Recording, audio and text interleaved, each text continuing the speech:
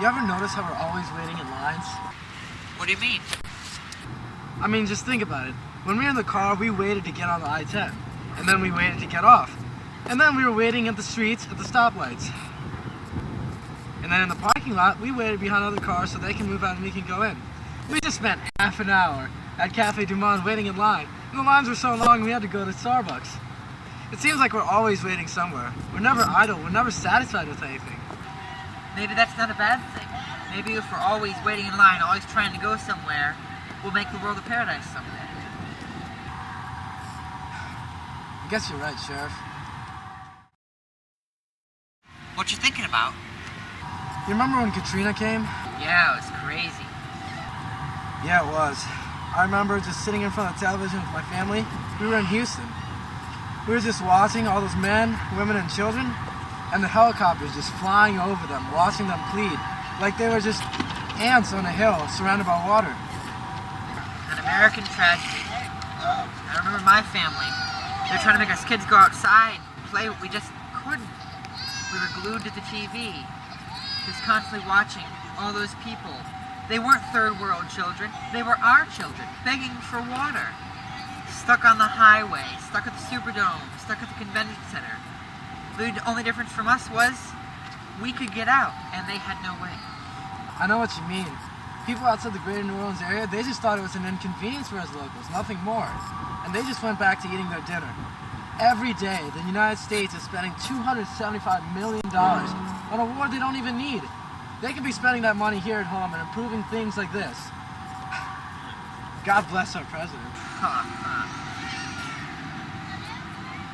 What about your girlfriend? What about her? I mean, did you think about her at all during Katrina? Oh. Yeah. I couldn't talk to her all week. I was really worried. Our cell phones were broken. It really scared me. Then why are you acting like your relationship is no big deal? I don't know. I guess I feel unimportant at times. What do you mean? It's like this. 2 years ago, I felt like nothing mattered. I didn't care about school, and I avoided seeing other people. I lived in my own little world. And then she came along. I saw her around a few times, but I never thought much of it. But in my sophomore year, I finally got enough courage to go talk to her. And once I did, we just clicked. We started talking, we had a few laughs, and we started dating. And finally, I was happy because I found something I passionately cared about. Love is an escape from being alone. Then why do you sound like you want to break up? Why would you want to break up something so beautiful? Let me finish. People think love is some sort of self-sacrificing commitment, but it's not. All I wanted to do was own someone, and that was her. But people don't own other people, kid. It's just, sometimes I feel numb looking in her eyes because I don't see what good I'm doing her. She has the world in her eyes. She sees herself helping the helpless. But you have the same aspirations. I'm not gonna lie to you. I mean, yeah, I have the same passion as her, but I don't have the same ambition. Sure, I dream about helping the sick, but I'm not gonna make a career out of it. I'm no good Samaritan. Believe me, I grew up with privilege and wealth in a world of poverty and struggle. I like indulging in my possessions. I like materialistic things. I belong in a business world behind a desk, not in front of the sick handing out bottled water. Besides, I would just be holding her back anyways. And she'd be really disappointed if she knows that I'm holding back my own ambitions just to see her succeed. You know, beneath your cynicism, you really do like her.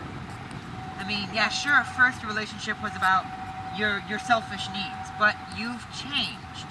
You worry about her well-being and her future, but you sound like you're running away by chasing other girls. Love is about self-sacrifice, and I believe that you are ready to sacrifice the meaningless material things of life for her. You were wrong, though. People do belong to other people. People is a materialistic product beyond anything else, and I've seen y'all together. You belong to her, and she belongs to you. It's funny. At first I really did think about moving to London with her, but to leave everything I know here, my family, my friends, my own ambition, the thought of it even sounds mad. I just can't leave everything here. It's all I've ever really known. You can't live through doubts and comfort all the time. You just can't be running away. Why can't we just live as kids? Why do we have to grow up?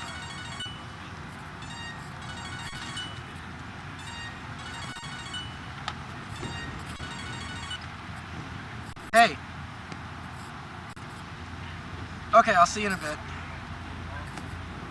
There's my girl. We gotta go.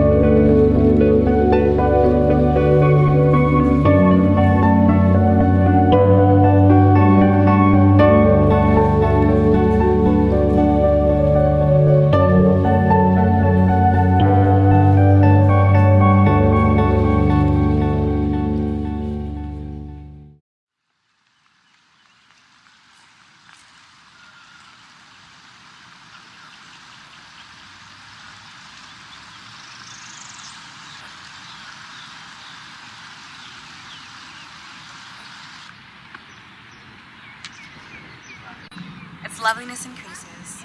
It will never pass into nothingness, but still will keep a bower quiet for us and to sleep, full of sweet dreams and health and quiet breathing.